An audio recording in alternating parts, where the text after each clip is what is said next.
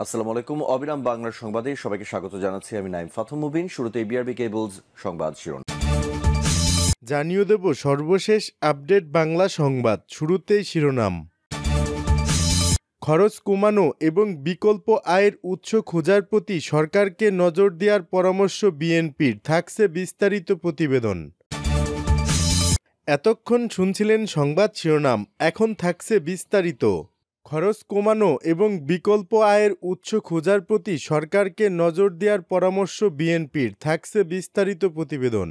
ভঙ্গুর অর্থনৈতিক অবস্থায় কার্যকর পদক্ষেপ না নিয়ে অন্তর্বর্তী সরকার কর বাড়িয়ে খরচ মেটানোর চেষ্টা করছে বলে মনে করে বিএনপি। বর্তমান পরিস্থিতিতে খরচ কমানো এবং বিকল্প আয়ের উৎস খোঁজার প্রতি সরকারকে নজর দেওয়ার পরামর্শ দিয়েছে দলটি।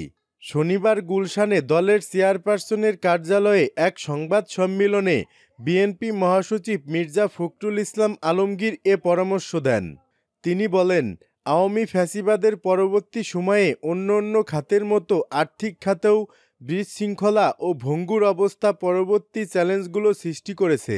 তারপরও অন্তর্বর্তী সরকারের এমন সিদ্ধান্তে সাধারণ জনগণের জীবনের উপর প্রভাব নিয়ে বিএনপি উদ্বিগ্ন। আওয়ামী লীগের শাসনামলে দুর্নীতি ও অব্যবস্থাপনায় দেশের অর্থনীতির অবস্থা ভঙ্গুর হয়ে পড়েছে উল্লেখ করে মির্জা ফখরুল বলেন, এই ভঙ্গুর অবস্থায় ভ্যাটের হার তথা কর বাড়িয়ে সহজ পথে হেঁটে সরকার খরচ মেটানোর চেষ্টা করলে তা দেশের জনগণের জন্য কল্যাণকর হবে না। বিএনপি মহাসচিব বলেন, বর্তমান পরিস্থিতিতে সরকারকে প্রথম নজর দিতে হবে খরচ কমানোর দিকে। উন্নয়ন বাজেট পুনর্বিবেচনা করে অপ্রয়োজনীয় ও আর্থিকভাবে অযৌক্তিক প্রকল্পগুলো বাদ দিলে প্রায় 20% খরচ কমানো সম্ভব। এতে প্রায় 60,000 কোটি টাকা সাশ্রয় হতে পারে। তিনি বলেন, পরিচালনা ব্যয়ের ক্ষেত্রে সরকার যদি স্থানীয় সরকারের বাজেট এবং ভর্তুকি খাতে খরচ কমানো এবং সার্বিকভাবে পরিচালনা ব্যয় 10% কমাতে পারে, তাহলে ন্যূনতম 50,000 কোটি টাকা সাশ্রয় সম্ভব।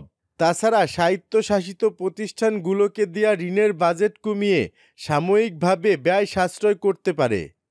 অপ্রয়োজনীয় ও দুর্নীতিগ্রস্ত মেগা প্রজেক্টের বিপরীতে বরাদ্দ অর্থ আপাতত বন্ধ রেখে এবং ক্যাপাসিটি চার্জের হরিলুট বন্ধ করে বিপুল পরিমাণ অর্থ সাশ্রয় করা সম্ভব। খরচ কমানোর পাশাপাশি সরকারকে নতুন উৎস ও উপায় খুঁজে বের করার পরামর্শ দিয়ে মির্জা ফখরুল বলেন, ভ্যাটের হার না বাড়িয়ে বরং ভ্যাটের আওতা বাড়ানো যেতে পারে। দুর্নীতিবাজ ব্যক্তিদের সম্পদ যা জব্দ করা হয়েছে বা অ্যাকাউন্ট ফ্রিজ করা হয়েছে, আইন অনুগত উপায়ে সেই অর্থ ব্যবহার করা হতে পারে একটি কার্যকর পদক্ষেপ। যেসব সরকারি সেক্টরে অব্যবহৃত ও প্রয়োজনের অতিরিক্ত অর্থ রয়েছে তা চিহ্নিত করে ওইসব অর্থের যথাযথ আইন অনুগত ব্যবহার নিশ্চিত করা যেতে পারে।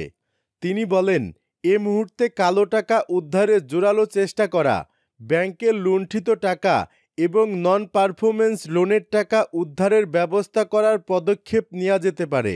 দাতা দেশ ও দাতা সংস্থাগুলো ঘোষিত অনুদান বা ঋণের অর্থ ছাড় করানোর ক্ষেত্রে সরকারকে আরও সক্রিয় হতে হবে। সরকারের উচিত ঋণখেলাপি অলিগারকদের পরিশোধিত ঋণ পরিশোধ এবং বিদেশে পাচার করা অর্থ ফেরত আনতে বাধ্য করা। তিনি আরও পরামর্শ দেন, আওয়ামী লীগ সরকারের সময় কর অব্যাহতি পাওয়া ও ঋণ খেলাপিদের বিরুদ্ধে জোরালো পদক্ষেপ নিতে হবে। বর্তমান ভ্যাট ও রাজস্ব প্রশাসনে অব্যবস্থাপনা, অস্বচ্ছতা ও দুর্নীতি দূর করতে পদক্ষেপ নেওয়া জরুরি।